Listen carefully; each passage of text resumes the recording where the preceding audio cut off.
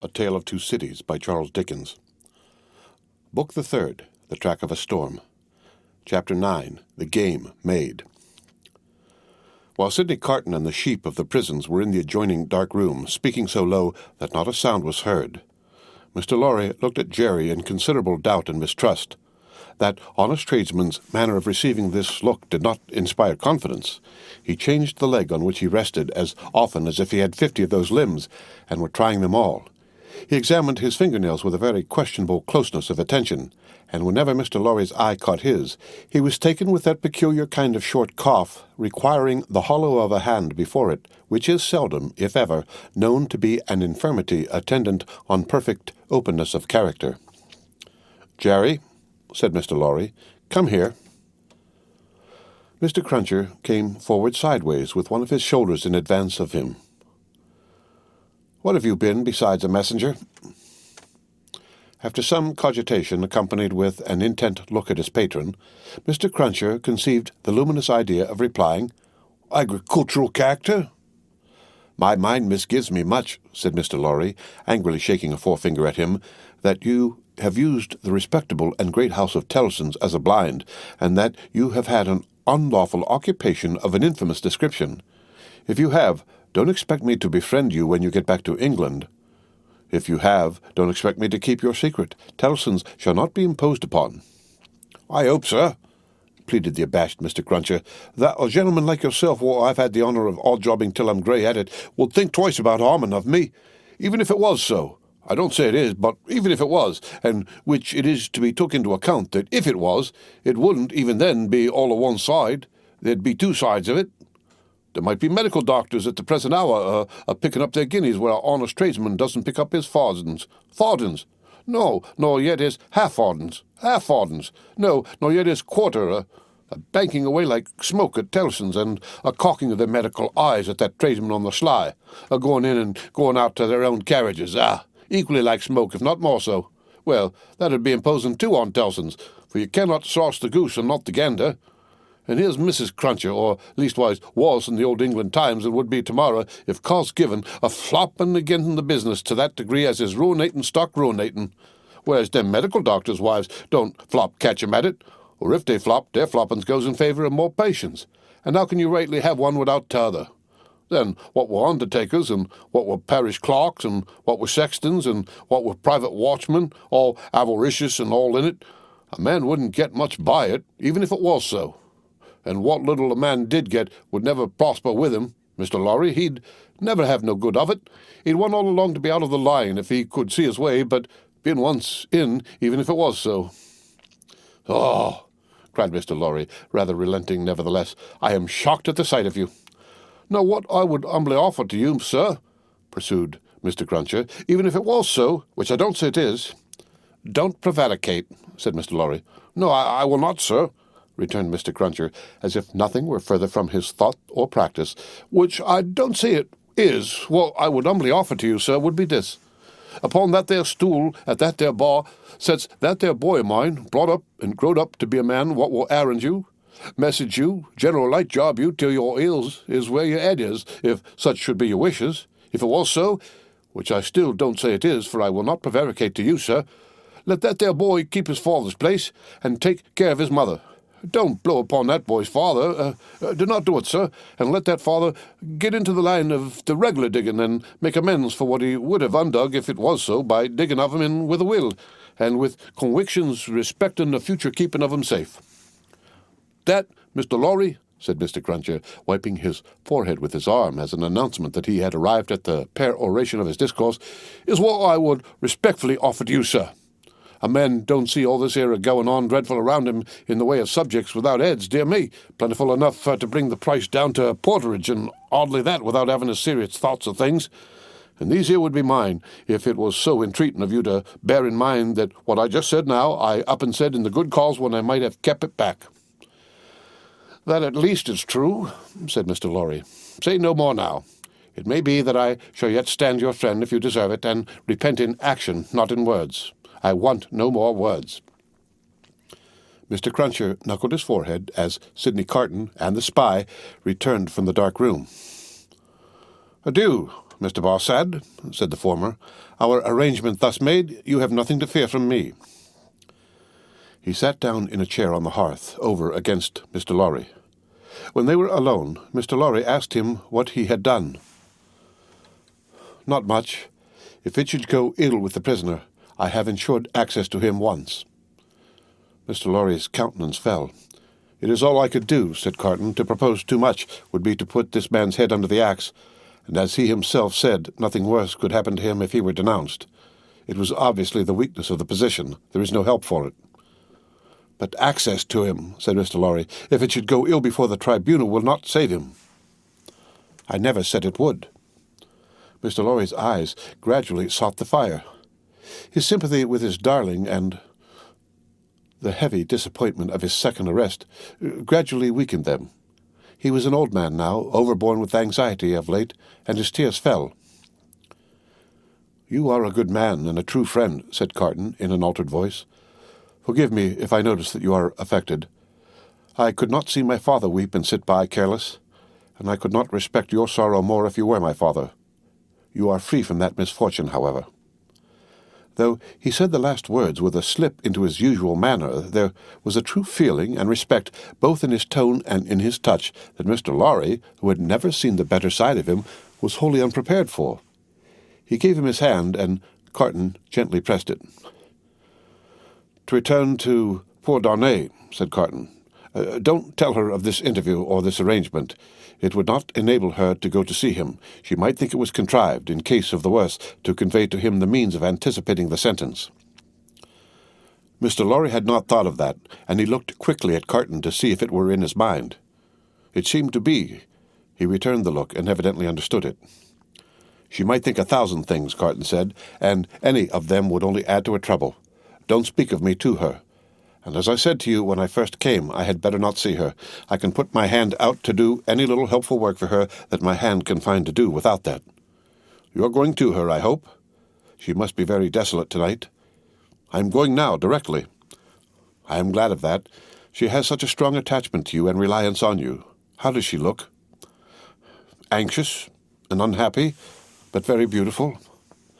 "Ah." It was a long grieving sound, like a sigh, almost like a sob.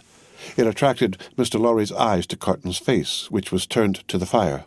A light or a shade, the old gentleman could not have said which, passed from it as swiftly as a change will sweep over a hillside on a wild, bright day, and he lifted his foot to put back one of the little flaming logs which was tumbling forward. He wore the white riding-coat and top-boots then in vogue, and the light of the fire touching their light surfaces made him look very pale, with his long brown hair, all untrimmed, hanging loose about him.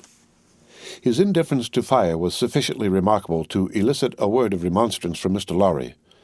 His boot was still upon the hot embers of the flaming log, when it had broken under the weight of his foot.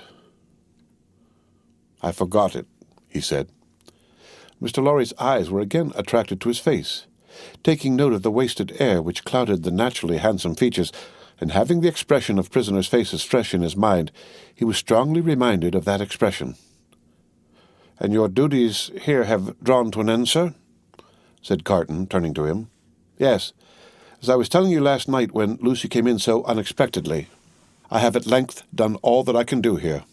I hope to have left them in perfect safety, and then to have quitted Paris. I have my leave to pass. I was ready to go." They were both silent. "Yours is a long life to look back upon, sir," said Carton, wistfully. "I am in my 78th year.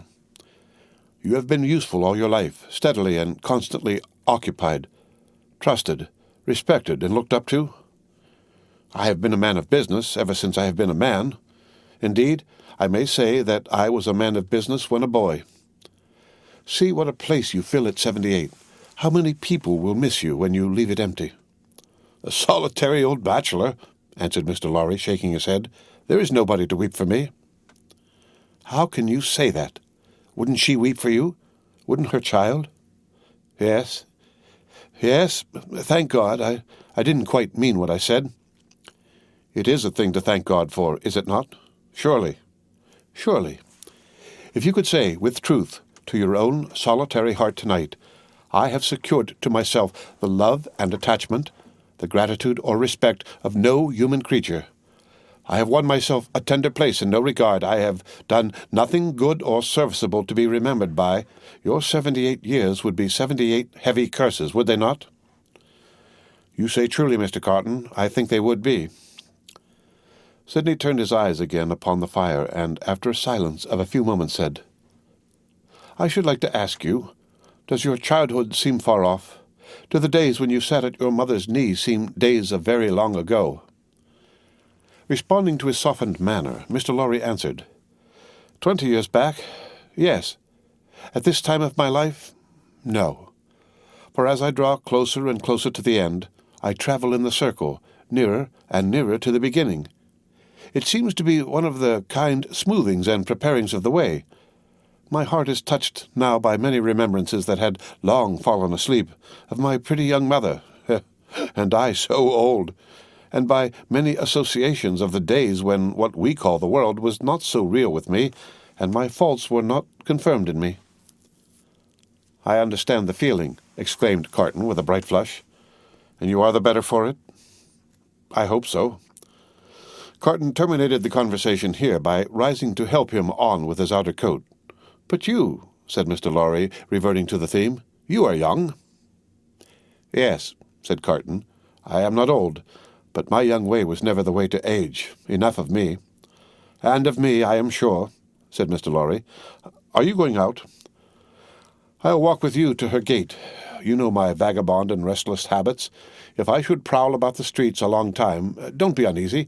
I shall reappear in the morning. You go to the court tomorrow? Yes, unhappily. I shall be there, but only as one of the crowd. My spy will find a place for me. Take my arm, sir. Mr. Lorry did so, and they went downstairs and out in the streets. A few minutes brought them to Mr. Lorry's destination. Carton left him there, but lingered at a little distance, and turned back to the gate again when it was shut, and touched it. He had heard of her going to the prison every day. She came out here, he said, looking about him. Turned this way. Must have trod on these stones often. Let me follow in her steps. It was 10 o'clock at night when he stood before the prison at La Force, where she had stood hundreds of times. A little wood sawyer, having closed his shop, was smoking his pipe at his shop door. Good night, citizen, said Sidney Carton, pausing and going by, for the man eyed him inquisitively. Good night, citizen. How goes the Republic? You mean the guillotine? Not ill. 63 today. We shall mount to 100 soon. Samson and his men complain sometimes of being exhausted. Oh, he is so droll, that Samson. Such a barber. Do you often go to see him? Shave? Always. Every day. What a barber. You have seen him at work? Never. Go and see him when he has a good batch. Figure this to yourself, citizen. He shaved the 63 today in less than 2 pipes. Less than 2 pipes, word of honor. As the grinning little man held out the pipe he was smoking to explain how he timed the executioner, Carton was so sensible of a rising desire to strike the life out of him that he turned away. But you are not English, said the wood sawyer, though you wear English dress. Yes, said Carton, pausing again, and answering over his shoulder. You speak like a Frenchman. I am an old student here. Aha! A perfect Frenchman. Good night, Englishman. Good night, citizen. But go and see that droll dog, the little man persisted, calling after him, and take a pipe with you. Sidney had not gone far out of sight when he stopped in the middle of the street under a glimmering lamp, and wrote with his pencil on a scrap of paper. Then, traversing with the decided step of one who remembered the way well several dark and dirty streets, much dirtier than usual, for the best public thoroughfares remained uncleansed in those times of terror, he stopped at a chemist's shop, which the owner was closing with his own hands. A small, dim, crooked shop, kept in a tortuous uphill thoroughfare by a small, dim, crooked man. Giving this citizen too good night as he confronted him at his counter, he laid the scrap of paper before him. "Whoa!" the chemist whistled softly as he read it. "Ho, ho, ho!" Sidney Carton took no heed, and the chemist said, "For you, citizen?" "For me." "You will be careful to keep them separate, citizen. You know the consequences of mixing them." perfectly. Certain small packets were made and given to him. He put them one by one in the breast of his inner coat, counted out the money for them, and deliberately left the shop. "There is nothing more to do," said he, glancing upward at the moon, "until tomorrow. I can't sleep." It was not a reckless manner, the manner in which he said these words aloud under the fast-sailing clouds, nor was it more expressive of negligence than defiance. It was the settled manner of a tired man who had wandered and struggled and got lost, but who at length struck into his road and saw its end. Long ago, when he had been famous among his earliest competitors as a youth of great promise, he had his father to the grave. His mother had died years before. These solemn words, which had been read at his father's grave, arose in his mind as he went down the dark streets among the heavy shadows, with the moon and the clouds sailing on high above him. "I am the resurrection and the life, saith the Lord. He that believeth in me, though he were dead, yet shall he live. And whosoever liveth and believeth in me shall never die." In a city dominated by the axe, alone at night, with natural sorrow rising in him for the 63 who had been that day put to death, and for tomorrow's victims then awaiting their doom in the prisons, and still of tomorrows and tomorrows, the chain of association that brought the words home like a rusty old ship's anchor from the deep might have been easily found. He did not seek it, but repeated them and went on. With a solemn interest in the lighted windows where the people were going to rest, forgetful through a few calm hours of the horrors surrounding them, in the towers of the churches where no prayers were said, for the popular revulsion had even travelled that length of self-destruction from years of priestly impostors, plunderers, and profligates, in the distant burial places reserved as they rode upon the gates for eternal sleep, in the abounding jails, and in the streets along which the 60s rolled to a death which had become so common and material that no sorrowful story of a haunting spirit ever arose among the people out of all the working of the guillotine. With a solemn interest in the whole life and death of the city settling down to its short nightly pause and fury, Sidney Carton crossed the Seine again for the lighter streets. Few coaches were abroad, for riders in coaches were liable to be suspected, and gentility hid its head in red nightcaps, and put on heavy shoes, and trudged. But the theatres were all well filled, and the people poured cheerfully out as he passed and went chatting home. At one of the theatre doors there was a little girl with a mother looking for a way across the street through the mud. He carried the child over, and before the timid arm was loosed from his neck, asked her for a kiss. "I am the resurrection and the life, saith the Lord. He that believeth in me, though he were dead, yet shall he live, and whosoever liveth and believeth in me shall never die."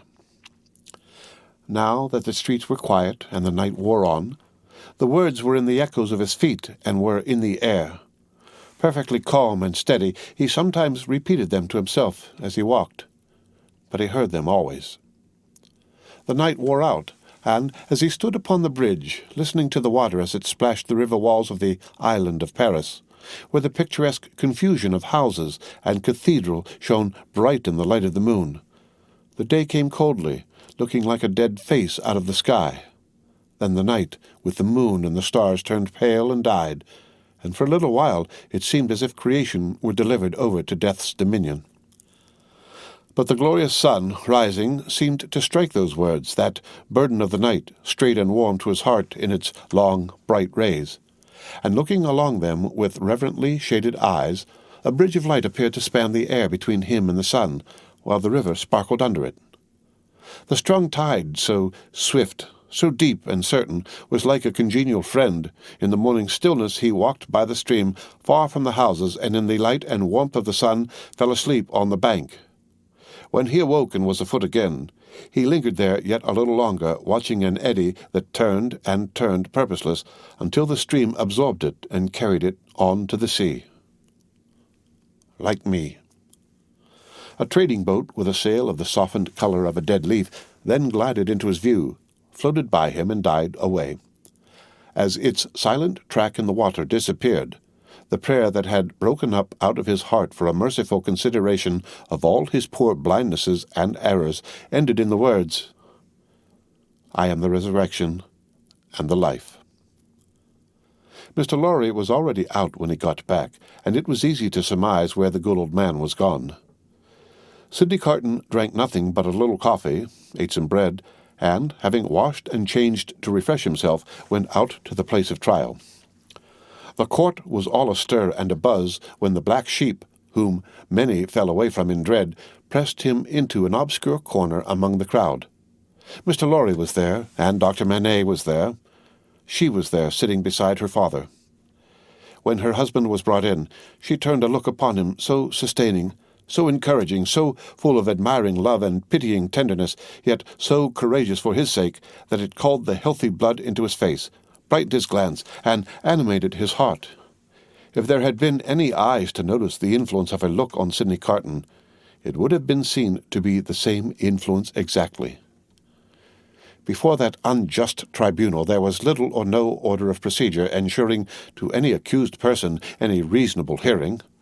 There could have been no such revolution if all laws, forms, and ceremonies had not first been so monstrously abused that the suicidal vengeance of the Revolution was to scatter them all to the winds. Every eye was turned to the jury, the same determined patriots and good Republicans as yesterday, and the day before, and tomorrow, and the day after, eager and prominent among them one man with a craving face, and his fingers perpetually hovering about his lips, whose appearance gave great satisfaction to the spectators, a life-thirsting, cannibal-looking, bloody-minded juryman, the Jacques III of St. Antoine. The whole jury as a jury of dogs impaneled to try the deer. Every eye then turned to the 5 judges and the public prosecutor. No favorable leaning in that quarter today. A fell, uncompromising, murderous business meaning there. Every eye then sought some other eye in the crowd, and gleamed at it approvingly, and heads nodded at one another before bending forward with a strained attention. Charles Evremont, called Darnay, released yesterday, reaccused and retaken yesterday, indictment delivered to him last night, suspected and denounced enemy of the Republic, aristocrat, one of a family of tyrants, one of a race proscribed, for that they had used their abolished privileges to the infamous oppression of the people. Charles Evremont called Darnay, in right of such prescription, absolutely dead in law. To this effect, in as few or fewer words, the public prosecutor. The President asked, was the accused openly denounced or secretly? Openly, President. By whom? 3 voices. Ernest Defarge, wine vendor of St. Antoine. Good. Therese Defarge, his wife. Good. Alexander Manette, physician. A great uproar took place in the court, and in the midst of it Dr. Manette was seen, pale and trembling, standing where he had been seated. President, I indignantly protest to you that this is a forgery and a fraud. You know the accused to be the husband of my daughter. My daughter and those dear to her are far dearer to me than my life. Who and where is the false conspirator who says that I denounced the husband of my child? Citizen Manette, be tranquil. To fail in submission to the authority of the tribunal would be to put yourself out of law. As to what is dearer to you than life, nothing can be so dear to a good citizen as the Republic. Loud acclamations hailed this rebuke. The President rang his bell, and with warmth resumed. If the Republic should demand of you the sacrifice of your child herself, you would have no duty but to sacrifice her. Listen to what is to follow. In the meanwhile, be silent. Frantic acclamations were again raised. Dr. Manette sat down with his eyes looking around and his lips trembling. His daughter drew closer to him. The craving man on the jury rubbed his hands together and restored the usual hand to his mouth. Defarge was produced when the court was quiet enough to admit of his being heard, and rapidly expounded the story of the imprisonment, and of his having been a mere boy in the doctor's service, and of the release, and of the state of the prisoner when released and delivered to him. This short examination followed, for the court was quick with its work. You did good service at the taking of the Bastille, citizen? I believe so. Here an excited woman screeched from the crowd, "You were one of the best patriots there. Why not say so? You were a cannoneer that day there, and you were among the first to enter the accursed fortress when it fell. Patriots, I speak the truth." It was the Vengeance who, amidst the warm commendations of the audience, thus assisted the proceedings. The president rang his bell, but the Vengeance, warming with encouragement, shrieked, "I defy that bell," wherein she was likewise much commended. "Inform the tribunal of what you did that day within the Bastille, citizen." "I knew," said Defarge, looking down at his wife, who stood at the bottom of the steps on which he was raised, looking steadily up at him. "I knew that this prisoner of whom I speak had been confined in a cell known as 105 North Tower. I knew it from himself. He knew himself by no other name than 105 North Tower when he made shoes under my care. As I served my gun that day, I resolve, when the place shall fall, to examine that cell. It falls. I mount to the cell with a fellow citizen who is one of the jury, directed by a jailer. I examine it very closely. In a hole in the chimney where a stone has been worked out and replaced, I find a written paper. This is that written paper. I have made it my business to examine some specimens of the writing of Dr. Manette. This is the writing of Dr. Manette. I confide this paper in the writing of Dr. Manette to the hands of the President. Let it be read." In a dead silence and stillness, the prisoner under trial looking lovingly at his wife only looking from him to look with solicitude at her father, Dr. Manette keeping his eyes fixed on the reader, Madame Defarge never taking hers from the prisoner, Defarge never taking his from his feasting wife, and all the other eyes there intent upon the doctor, who saw none of them. The paper was read as follows. The end of Book the Third, The Track of a Storm, Chapter 9.